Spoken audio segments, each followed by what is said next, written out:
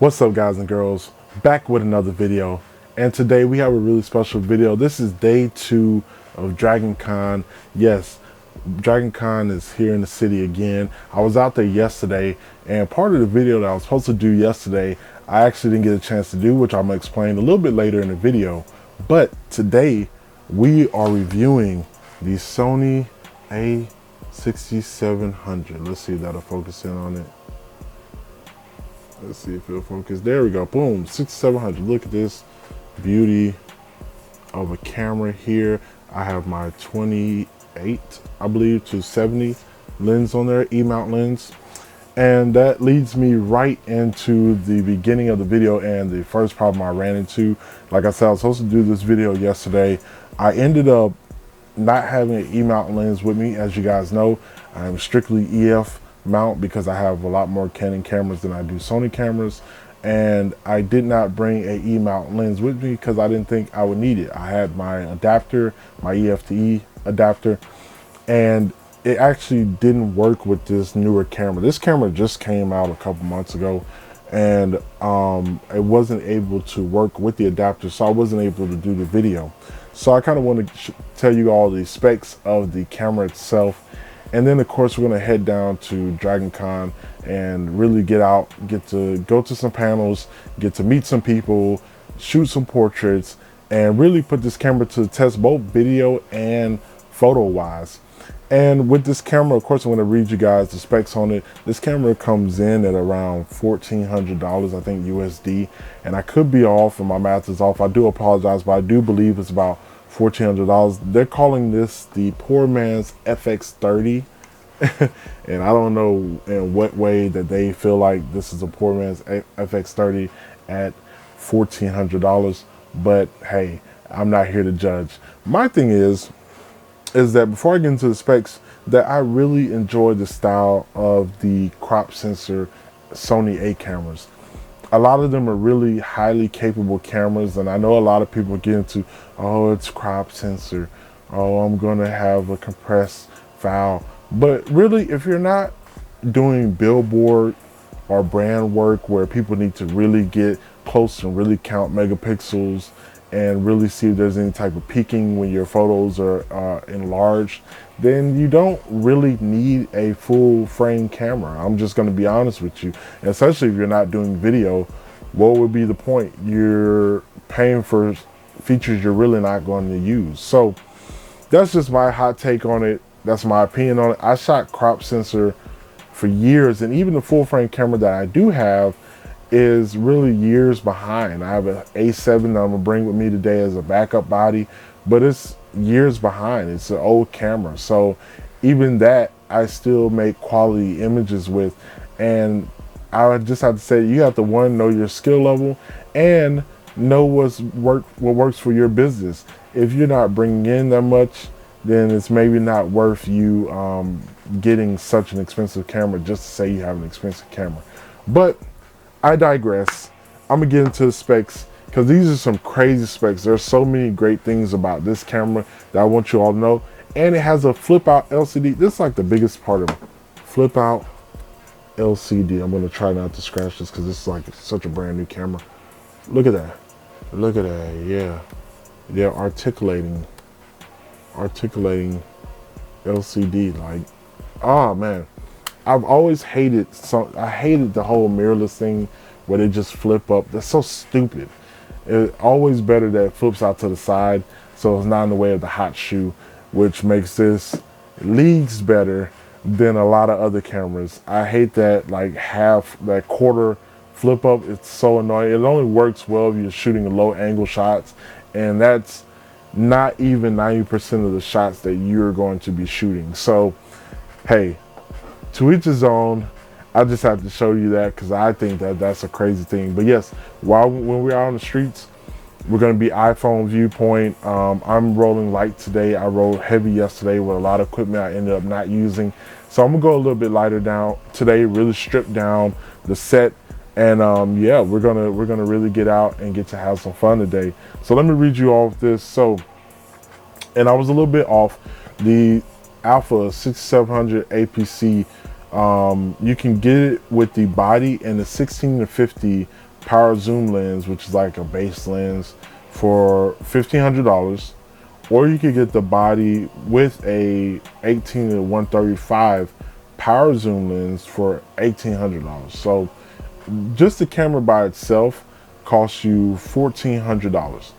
It would be with tax, you're looking anywhere for about $1,450 to about $1,475, depending on your state. So yeah, I was in the ballpark. I was in the ballpark. So this camera comes with a 26 megapixel APC front XMR back illuminated CMOS sensor. That's a mouthful, but yes, 26 megapixels. Like I said, you can't go wrong. That's going to be more than what most people use. It's a Bion's XR processing power for exceptional image quality. It does a 4K 60 frames per second, 6K oversampled at 422 10-bit recording, long GOP, and all intra formats, which we are going to be putting to the test. So of course, if you're shooting 422 10-bit RAW, that allows you more information for when you're going to be color grading, and that's going to give you a wider range of video to work with than just shooting at your standard 1080p not RAW HD format, or your 4K not RAW HD format. You get way more when you're working with the 10-bit. So that's dope. And it has dedicated AI processors for real-time recognition and accurate subject tracking. You get a high frame rate 4K at 120p or at 100p recording. 5-axis in-body, and I thought this was crazy.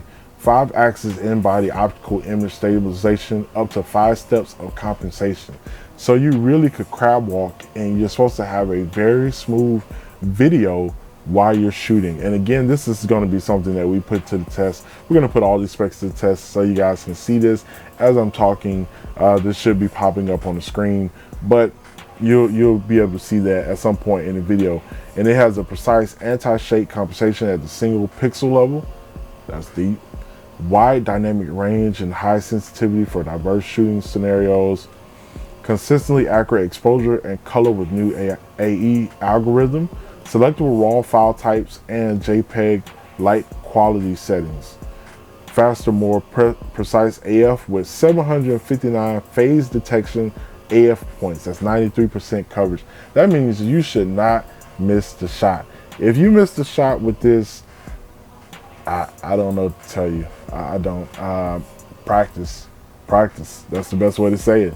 It's a smarter AI-based real-time tracking, innovative AI processing with human pose estimation, real-time recognition AF for wider range of subjects. You can shoot more than 1,000 JPEG images at 11 frames per second. That is crazy. So if you are into sports, any type of extreme sports, this should have you covered. Again, you should not miss the shot. A full-time direct manual focus bracketing to create incredible depths of focus, flicker suppression from artificial lighting for stills and movies. S-Log 3, again, S-Log 3 is going to give you a greater range of information to work with when you go into your color grading, which we all need to work on our color grading. I do too. Trust me, as you've seen these videos, I'm not the greatest with color grading. So this is not a judgment moment. This is a accountability moment. You need to work on it. I need to work on it. We both need to work on it. So we're going to work on it though. Flexible ISO log shooting mode for greater exposure setting freedom. Picture profile supports imported LUT files for monitoring and recording. Again, if you're into independent filmmaking like I am, if you're using like a field world monitor, this supports having LUTs on the field world monitor. It can show you in camera while you're shooting. All right. It has breathing compensation for consistent angle view with movies, AI-based auto framing, and it automatically adjusts framing to highlight your subject. In-camera time-lapse creation, focus map and peaking display for shooting video, compact lightweight camera made for your hands. Like I said, this camera is definitely good for that. And I can go on and on. The list goes on and on and on and on. But I think it's time that we hop out and we get to shooting. I don't see any other reason to keep boring you all with the details of what this camera can do. I think it's time we get out and we really put this camera to the test. So let's go get it.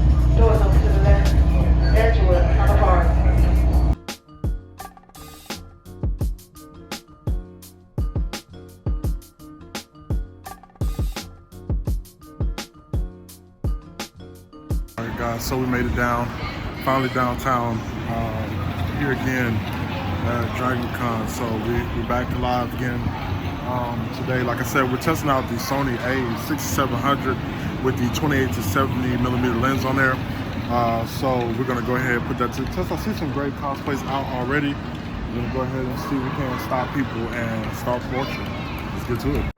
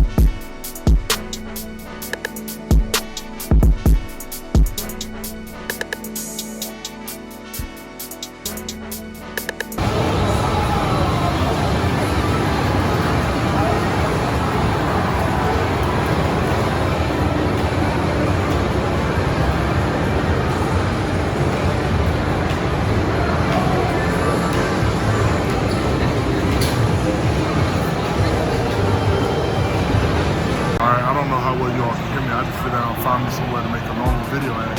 But we took a quick snack break, a very expensive snack break.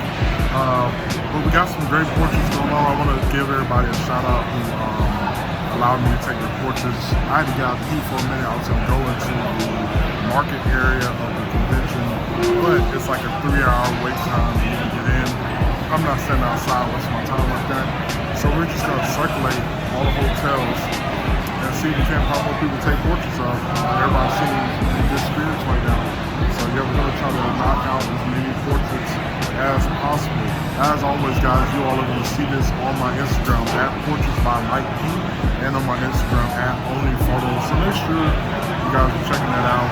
Make sure you're liking, subscribing, doing all the things that matter to help me be able to keep making more videos. So I'm going to bring you all great content. That's what we got going on today. And yeah, I'm just going to show you all more of the convention as we go through it.